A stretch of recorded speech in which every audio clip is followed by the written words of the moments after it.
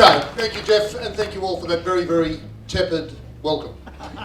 I still feel like I am among my own. I don't know that I know many of you personally, but I particularly feel a warm sense of community. I feel like I'm among my own, mostly because of the fact that I'm married to Lisa Wilkinson. I'm told by many of my mates the fact that I'm married to Lisa makes me the president of the Australian men punching well above their weight club. And I'm delighted to see so many of my fellow members here today.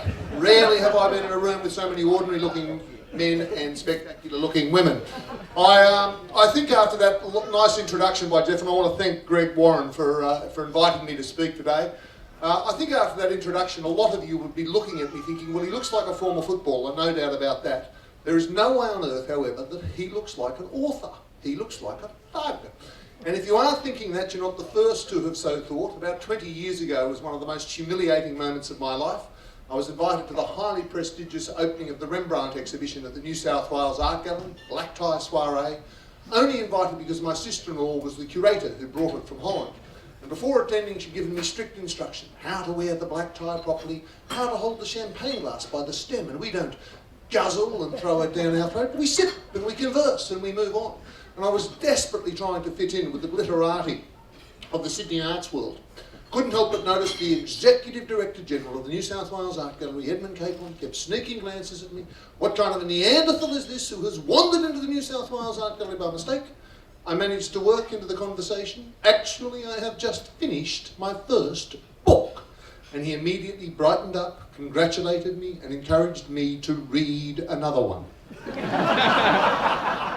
To talk to you here today, I'm not quite sure what I'm going to talk about. I'll work my way through to a little chat on Cocoa. I'll say this, that I know this is a very strong rugby area with Camden Rams and the Campbelltown Harlequins. Lisa's father was one of the, I think, the founding president of the Campbelltown Harlequins. And I have come out here and spoken at the rugby club and the Campbelltown Harlequins. It'd be easier for me if I had a better rugby resume than I actually do. I'd love to be standing here before you a la my fourth latest biographical subject, John Eales. And I could regale you with stories about how I played 86 tests for the Wallabies, captained them on 54 occasions, scored 14 tries.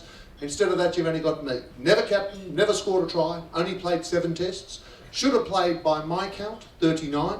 I'd like to think I would have played more, bar for a very bad personality clash I had with one Alan Jones, if you might remember him. I know I don't. An extremely bad personality clash. I maintain I had one, he didn't.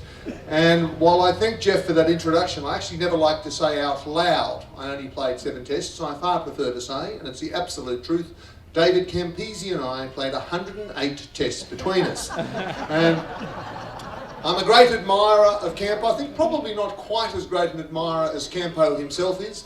The former Wallaby centre Tim Horan once famously said of Campo that he fell in love with himself at an early age and has remained faithful ever since. And as one who's documented the last 30 years of Australian rugby history, I can say with some authority, Campo's the only member of the Wallabies ever to have joined the Mile High Club while sitting alone in first class. And I'm joking, so it's okay. But I do say, in that brief time that I was in the Wallabies, I gloried a little bit, and that was a golden period of Australian rugby. And I think if you look at particularly that back line of the late 80s, early 90s, I mean, you had Nick Farr-Jones at halfback, Michael Liner at 5'8", Tim Horan inside centre, Jason Little at outside centre, and of course David Campese at self-centre. And self-centre just went wherever the self-centre wanted to go. And I mentioned Campo's stats. I think the most famous moment, many of you will remember, was I think 6 minutes to go before the end of the World Cup final. In 1991, Australia versus England. There's 75,000 people at Twickenham, 420 million people watching around the world. And this is where Campo added to his famous statistics. I mean, many of you will know the statistics. David Campese, 101 tests, 64 tries, and 1 tackle. And that tackle comes 6 minutes before the end of the World Cup final. Campo brings down the opposing winger, and suddenly the English and the Australian forward packs close in over Campo. And somewhere in that dark netherworld, in that vicious forest of feet, somebody slippers Campo, kicks him right in the head. Remember the famous footage? Campo shakily rising from the green turf of Twickenham, the red blood meandering down his pale cheek, dripping onto his golden jersey, shaking with fury, saying to Derek Bevan, the Welsh referee, pointing at the English forward pack, one of these bastards has kicked me in the head, you've got to send one of them off. And Nick Farr-Jones, the Wallaby captain, in a moment of wonderful leadership, steps forward and says, "To be fair, Campo, it could have been any one of 29 of us."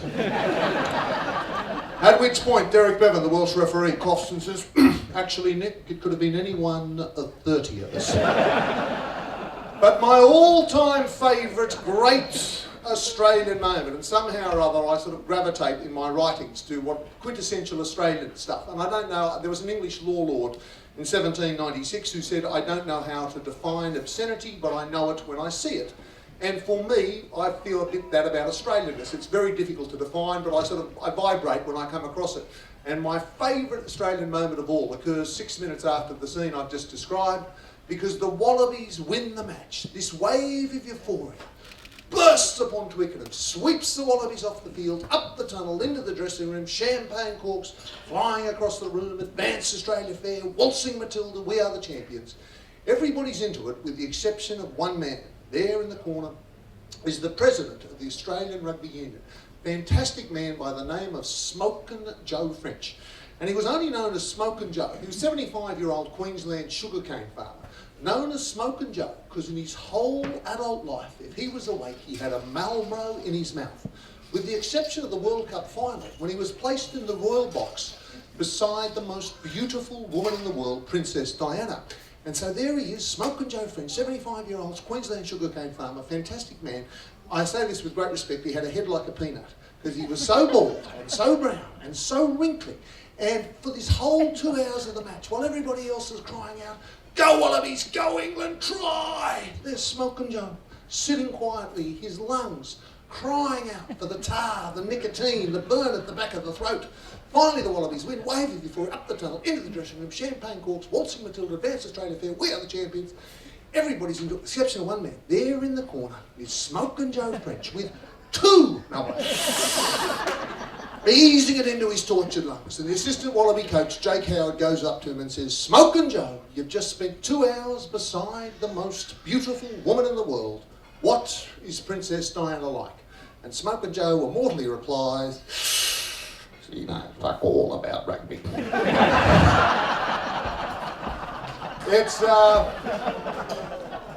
It's been my pleasure since rugby to have made, well, I suppose my foundation stone in journalism is sports journalism. Many of you may read, well in fact, thank you Jeff, yeah, the column I do for the Fitz Files for the Sydney Morning Herald.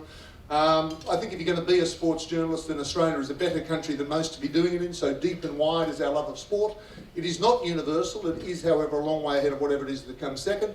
And I was reminded of this 4 or 5 years ago when I was doing a documentary for the BBC on the 40th anniversary of the moon landing, and that would not have happened without our people at Honeysuckle Creek, Tidbin Villa and Parks. And so I was doing a story for them, an hour-long program on Australia's involvement in it.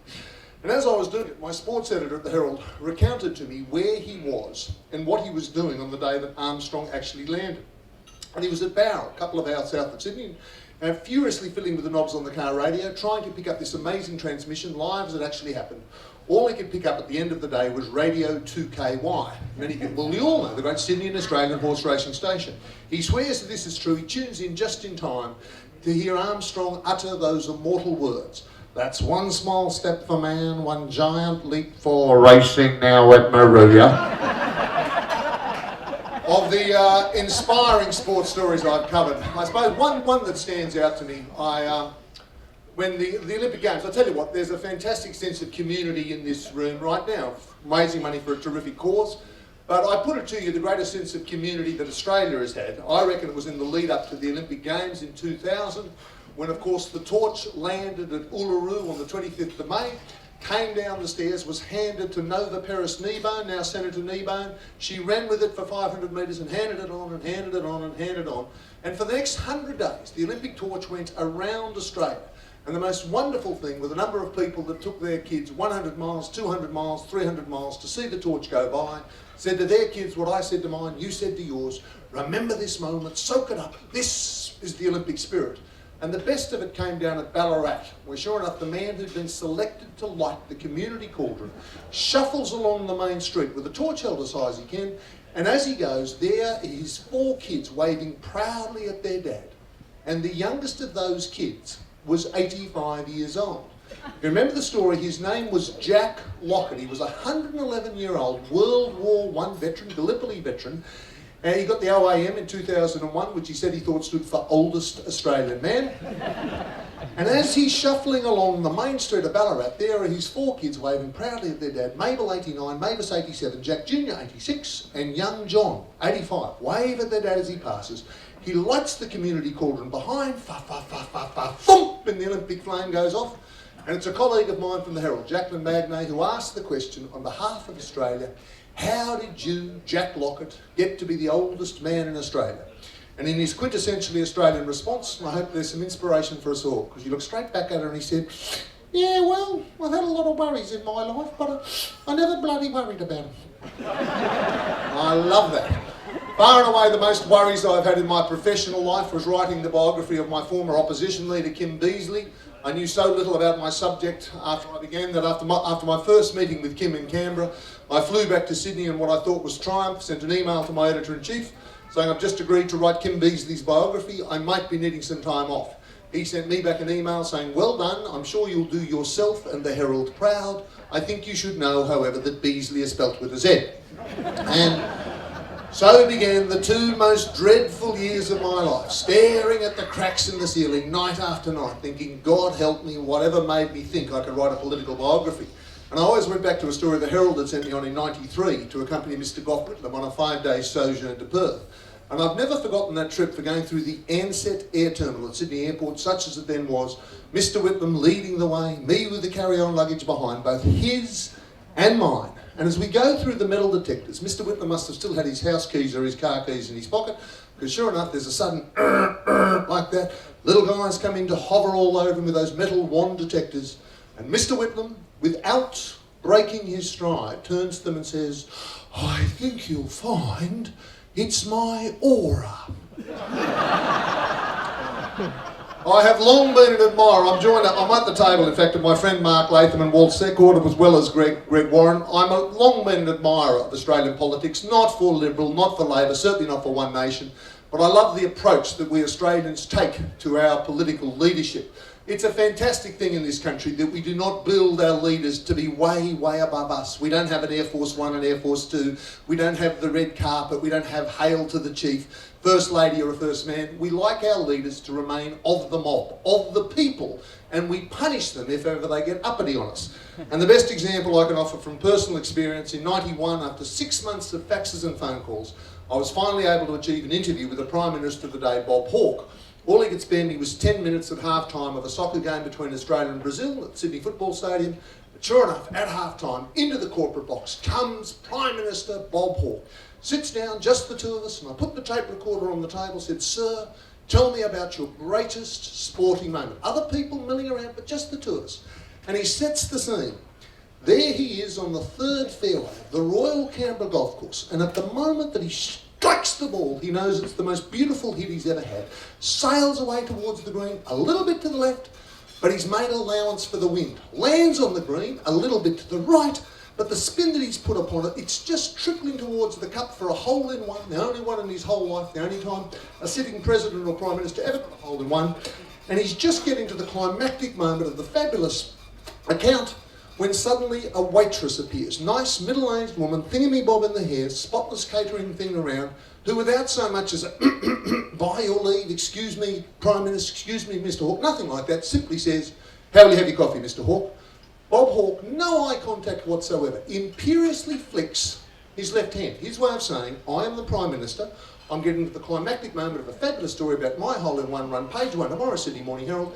Hang on a moment, come back in a minute or 2, then I'll give you the order. That's not what he said, but that is what that meant. And she, to her eternal Australian credit, didn't hesitate half a second, said, how will you have your coffee, Mr. Hawke? And I cannot do justice to his reply, but it was like his left eyebrow was a fat caterpillar slumbering in the sun that suddenly got 240 volts through because it shoots up the top of his forehead and he fixes her with his laser beam stare and he starts in on her. Barks at her for about 10 seconds. She flounces off and returns 1 minute later with a beautiful cup of creamy coffee and 2 Tim Tam biscuits for me and nothing for the Prime Minister. And as I sat there sipping my coffee and eating both of my Tim Tams, while he had diddly squat, I thought, what a terrific country this is to be in. You wouldn't see that in any other country in the world. Can you imagine the President of the United States, the Queen of England, President of Russia, Emperor of Japan, any of the African dictators, any of the South American presidents and dictators, ever been treated in such a cavalier fashion as that? And yet we do it in this country on a daily basis. And it's in our blood. When I was doing the Beazley book, I devoured every political text I could get my hands on to try to get the Australian political soul into my soul so it would come out my fingers as I was writing. And I came across a story from January of 1946, just after the Second World War was over, when the famous co-founder of the Liberal Party, Sir Barnaby Smythe Jones, who was the member for Toorak, as his father before him and his grandfather before that, and he'd ordered his breakfast in the Federal Parliamentary House dining room, and the waiter had brought for him the toast, the coffee, the butter, and he's just turning to go when Sir Barnaby says, "Ah, young man, that's insufficient butter. I need more butter with my toast." And the waiter very politely, very properly says, "I'm terribly sorry, Sir Barnaby, but as you know, wartime rationing still applies. There's only one serve of butter per person." At which point the very corpulent Smythe Jones, the mutton chop whiskers start to bristle, gets very red in the face. There's this volcanic rumbling, and it just burst out. "Young man, any idea who I am? Sir Barnaby Smythe Jones of Toorak in Melbourne. My grandfather was a signatory of Federation. My father was the Minister for the Navy during the First World War. I have had the honour of serving His Majesty the King across 5 cabinet portfolios since 1923 and was the Minister for the Army during the Second World War." And the waiter said, "That's very, very impressive, Sir Barnaby. Do you know who I am?" "No. I'm the man in charge of the butter." In terms of that Second World War, I wandered into strange territory. I suppose after I did the Beazley book, I sort of thought I'd done sport, I've done politics. What now? I got an opportunity out of the blue to do the biography of Nancy Wake, the most decorated heroine of the Second World War. And it was extraordinary exercise. Amazing woman. She was born in New Zealand in 1912, came good a few years after that, moved to Australia, ran away from home, landed in London in 31 to study journalism, was posted to Paris in 32 to document the rise of Nazism across Europe for the next 7 years. As soon as the war broke out, joined the French resistance, and she finished the war as a modern-day Joan of Arc, one woman leading 7,000 French men against the Germans and all the rest. And she and I had quite a few blues early on until we both came to the conclusion that she was 10 times the man that I would ever be, which helped calm us both down. And in fact, the actual occasion of the launch was something I treasure. It was at the Jewish Museum in Surrey Hills. Up on the stage is the man who's just been announced as our incoming Governor General. At that stage, Lieutenant General Peter Cosgrove, Commander of the Australian Defence Force. And he's up on stage to launch the book. 300 people there from Legacy, from Red Cross, all of the 4 networks, quite a few politicians, quite a few ambassadors. And he's up there with the medals, and he's got the ceremonial swords, 2 aides-de-camps. I'm over on the left. Over there in the corner, 91 years old, Nancy Wake, little old lady with a walking stick, draped across her shoulders for reasons best known to herself. She had a dead fox, exactly like my mother used to wear, but I haven't seen one since. And Lieutenant General Cosgrove gives one of the great speeches. He says, "We've had many great warriors in this country. I don't think, however, pound for pound, we've ever had the equal of Nancy Wake. I'm honoured to launch her book. I'm honoured to be in her presence. I do launch her book. Ladies and gentlemen, I give you Nancy Wake." Everybody looks expectantly at Nancy Wake. Everybody springs to their feet, standing ovation. Is Nancy going to speak? Finally, Nancy stands up, totters over to the podium, smashes the top of the walking stick on top of the podium, bang, bang, to get total silence. Everybody leans forward. She's about to speak. Her entire speech, she said, "I've just got one thing to say. I killed a lot of Germans, and I'm only sorry I didn't kill more. Thank you." That was it. If you ever see the footage, Peter Cosgrove, I like Peter Cosgrove, but he never saw a camera he didn't like. He's leaning in for the cameras, and then he's like a train in an oncoming tunnel. Whoa! Just to get out of the way in time. The success of that book led me to doing Kokoda, and I commend Greg Warren and his 2 companions, Councillor Warren, to walk the Kokoda track to raise the money for Campbelltown Hospital.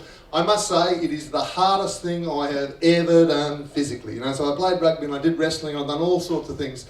But that one, walking the Kokoda track, and funnily enough, the guys that I did it with, there were 17 of us, we still get together and tell each other war stories about how hard it was and how we helped each other through, always acknowledging that the guys that actually did it, that got to the top of Brigade Hill to find literally 5,000 Japanese, the 144th Brigade coming their way, They're the ones. You will be walking in the footsteps of the greats to do Kokoda. I'm at the moment, I've got my head totally filled with the book I'm writing on Gallipoli, but I treasure that trip that I did with Kokoda. If I can tell you my favourite story from it just very quickly before finishing, the whole glory of that campaign, it was the 39th Battalion, who were at the time the AIF, Australian Second AIF, which my father was a part of. They were at Tobruk, they were at El Alamein, and they had been called back to come from North Africa. And it's an extraordinary, Mark and I have talked about this. John Curtin was the Prime Minister at the time, and the Australians were on the high seas, having beaten, the first time they'd beaten the Germans had ever been beaten, it happened at Tobruk. They're on the high seas coming back to Australia, coming across the Indian Ocean. And at that time, Winston Churchill said, I want those guys, the second AIF, I want them to go up to Burma.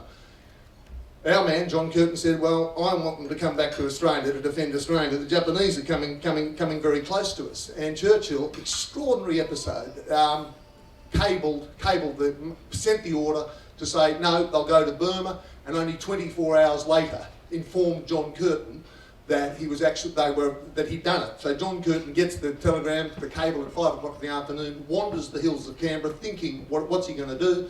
And to the point that all the staff are looking at him saying, putting up signs in cinemas, if you are the Prime Minister, phone home. He comes in at 12 o'clock that night, he sends the cable saying, no, they will come back to Australia to defend. And those are the guys that followed the 39th Battalion in. So the 39th Battalion, they're the militia, they're from around Melbourne. And they're about 1,000 men strong. And one of them I absolutely love, his name's Joe, well I love them all, but a guy by the name of Joe Dawson. And he was 19 years old, and he gets the call, you've got to get up to Sydney, you're going to get on the Aquitania, and with the rest of the 39th Battalion, go to Port Moresby. Japanese are coming. So he kisses the love of his life, Elaine, behind. She's 19 years old, they've been going steady for 3 years, and she gives to Joe a gold watch that she's been saving up for, and on the back of the gold watch it says, to Joe, for all time, love, Elaine. Puts it on, he feels stronger, he gets to Sydney, where the Finger Wharf now is, all those, not far from Harry's Cafe at the Wheels, where all those Swiss restaurants is, there is the Aquitania. So overloaded that when Joe goes down below decks to put his kit down, he looks out the porthole and he sees 3 fish looking in at him. It's that deeply laden. They get to Port Moresby, the Japanese have landed on the 21st of July, they're coming 13,000 soldiers from Japan coming one way, we send up C Company of the 39th, and of which Joe's a part, and in the first action of the whole campaign, this Japanese shell comes over, lands about 20 yards from Joe and explodes, and it blows him back into the jungle. And he does, he's knocked out for about 6 minutes, he comes to, and he does what they did. My head, I've got 1 arm, I've got 2 arms, I've got 1 leg, 2 legs, I've got, this is the key one, I've got no blood in my abdomen, I think I'm okay. And then he looks and he can't see his gold watch given to him by Elaine. And he scrabbles around on the jungle floor and he can't find it. Finally his mates get to him, get him out of there. They carry him back, they patch him up, and he goes on with the campaign. And again, he kept going for the next 6 months, an extraordinary campaign by the 39th, backed by the 2nd AIF. My book came out in 2004, and 2 weeks after it came out, Joe is in his house up at Foster, phone rings and he picks it up, and it's a very crackly voice, and it's a very old guy. He says, your name Joe Dawson? He says, yeah. You're in the 39th Battalion? Yeah. You're the Joe Dawson in FitzSimons' book? Yeah. He says, well, my name's Bill Carruthers, I was with the 2nd 14th Battalion, I fought on the Kokoda track, and I found a watch. And 2 days later, ding dong, DHL or somebody or other opens it up, and his wife of 67 years, Elaine, opens it up. There is the watch on the back, to Joe for all time, love, Elaine. So as I say, you'll be walking in the footsteps of the greats in the Kokoda campaign. I'll finish on this, that we are met today on the 14th of March, and it's a great day, and I hope that we'll raise lots of money. I want to say there's a date coming up that I think is significant. It's the 22nd of March. I've done a piece for it in the Good Weekend. It will actually be the 70th anniversary of the first time a radio station went out live to a news event as it actually happened. And it was, of course, at the height of the Battle of Britain that the famous BBC One broadcaster Jonathan Smithers, with rising excitement in his voice, says, "And now, ladies and gentlemen, we cross live to the Dover airfields, where the Battle of Britain is at its height. Are you there, Godfrey Hornblower?"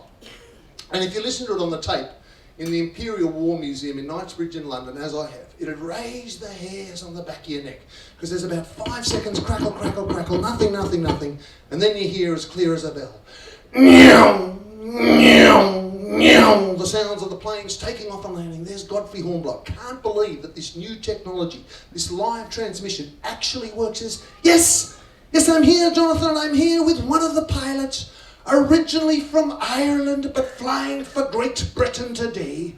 What's it like up there, Seamus O'Flaherty? And the voice of the Irish pirate, Seamus O'Flaherty, crystal clear, his exact words, he said, "Well, it's tough. There were fuckers to the left. There were fuckers to the right. There were 3 fuckers at 2 o'clock and 2 fuckers at 11 o'clock and another fucker behind me." And there's this sudden stunned silence, rather in the manner with which Table 1 has greeted me now. And it goes on the tape for 11 seconds before Godfrey Hornblower can gather himself to say, "I think we should explain to the BBC One audience that the Fokker is a type of German aircraft." Aye, that they are. But these fuckers were Messerschmitts. Thank you and goodbye.